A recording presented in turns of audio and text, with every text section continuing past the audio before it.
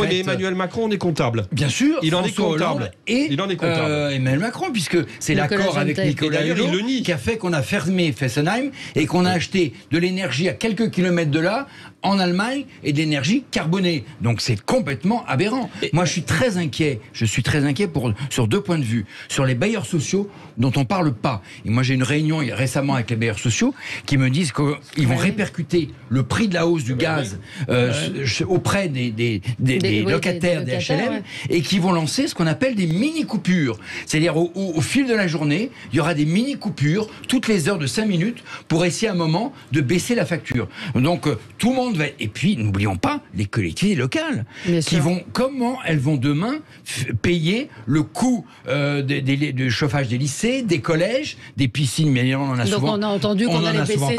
On va baisser d'un degré. N'oublions pas que les collectivités locales sont tenues à l'équilibre, contrairement à l'État. Donc j'espère que l'État va les aider. Sinon qu'est-ce qui va se passer? Elles vont moins recruter, elles vont moins investir. Elles vont moins faire de pistes cyclables. Enfin, il n'y aura pas de banquet en fin d'année. Il n'y aura pas la fameuse boîte de chocolat. On va être dans une tension sociale, psychologique, et notamment pour les personnes âgées. Je pense que ça va être terrible. Vous posez la question des collectivités.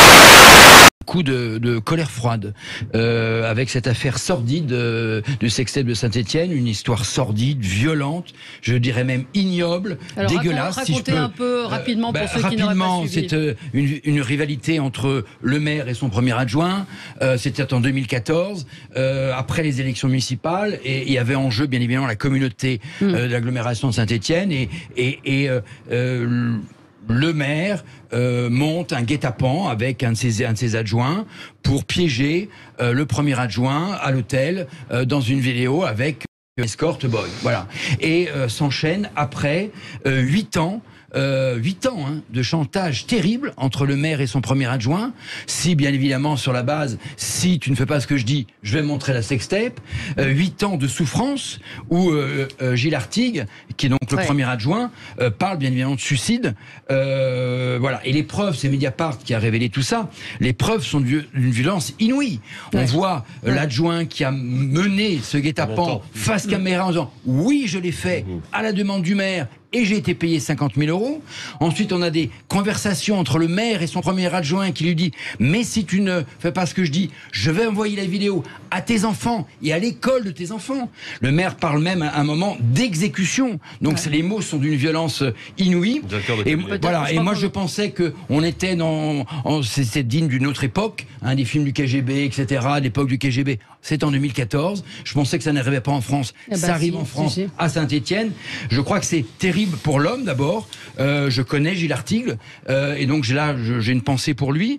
C'est terrible, d'ailleurs, pour les habitants, parce que dans les reportages qu'on voit, les habitants sont outrés. Ils sont même défaits, dépités. Et puis, c'est même terrible pour la classe politique, parce que c'est jeter l'opprobre sur... en plus, l'élu le plus aimé, c'est-à-dire le maire, dont on remet bien évidemment maintenant en cause la légitimité, et je trouve que c'est terrible. Alors je dis simplement deux choses: que la justice aille vite, que le maire démissionne. Je ne comprends même pas d'ailleurs qu'il n'ait pas encore démissionné pour justement être libre et être jugé. Et puis qu'on tourne cette page. Je me suis pas encore fait mon opinion à 100%, même si elle est faite à 90%. Je suis plutôt contre. D'abord parce qu'il y a une loi, la loi Onetti qui existe depuis 2016 et qui permet, avec l'accord de la famille, avec l'accord des médecins, d'endormir le patient, d'arrêter les traitements, de mettre des antidouleurs et de laisser mourir tranquillement le patient. Donc ça existe. Bon, moi ce qui me gêne terriblement, c'est les cas de figure qui peuvent être possibles. On en parlait hors antenne. Une personne qui se sent en phase terminale et puis qui d'un seul coup peut revivre parce que les traitements là sont d'un seul coup bénéfiques. On l'a vu dans un reportage d'ailleurs à la Salpêtrière, je crois, dans les soins palliatifs. Alors il y a un problème en France, c'est que nous n'avons pas assez de soins palliatifs dans les hôpitaux. Et ça, c'est un énorme problème. Mais le reportage qui est fait dans ces unités montre que quand les gens arrivent dans les soins palliatifs, ils ont envie de de mourir, on leur donne des antidouleurs, on les soigne, et finalement, ils ont envie de revivre. Et je vais pas donner l'exemple, excusez-moi, mais 30 secondes de ma mère, je vais fêter les 95 ans de ma mère samedi. Il y a 4 ans, ma mère qui ne pouvait plus se déplacer, qui avait des douleurs à la hanche, elle avait un appareil de détection, on avait pris une assistante à domicile, voulait mourir parce qu'elle ne pouvait plus se déplacer, elle refusait de se faire opérer. Bon, elle avait jamais été opérée de sa vie, mais elle était à 2 doigts de nous dire je veux aller mourir. On a réussi à la motiver pour se faire opérer de la hanche. C'est une maladie, c'est facile. Elle n'avait jamais été anesthésiée de sa vie, donc elle avait peur de ne pas se réveiller. Et bien finalement, aujourd'hui, elle trotte et elle va faire ses courses toute seule.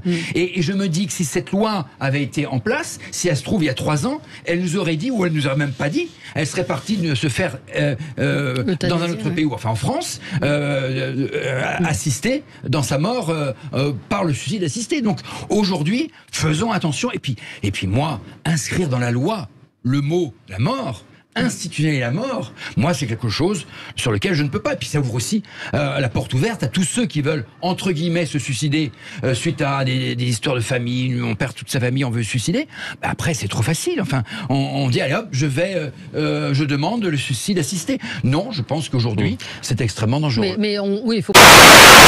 Pour revenir à cette affaire, on ne sait pas d'ailleurs le motif encore de ça. Alors bien évidemment, et vous l'avez dit, le coup, ça fait penser bien sûr à Samuel Paty, et donc, est-ce qu'il avait des troubles psychologiques ou psychiatriques? Ça m'étonne, puisqu'il était quand même en seconde, et en seconde, en général, si on a des troubles psychologiques et psychiatriques, on s'en aperçoit avant.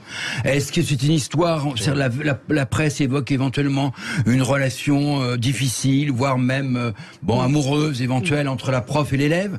Enfin, en tout cas, l'élève, effectivement, est rentré dans le lycée quand même avec une arme blanche, et ce qui s'est produit est effectivement dramatique, et il y a une hausse de violence. Ça veut dire qu'on peut rentrer dans des lycées. Ça veut dire qu'on peut rentrer dans les lycées aujourd'hui avec des armes blanches. Mais d'ailleurs, l'arme blanche est aujourd'hui un énorme problème du ministère de l'Intérieur, parce que on peut pas mettre des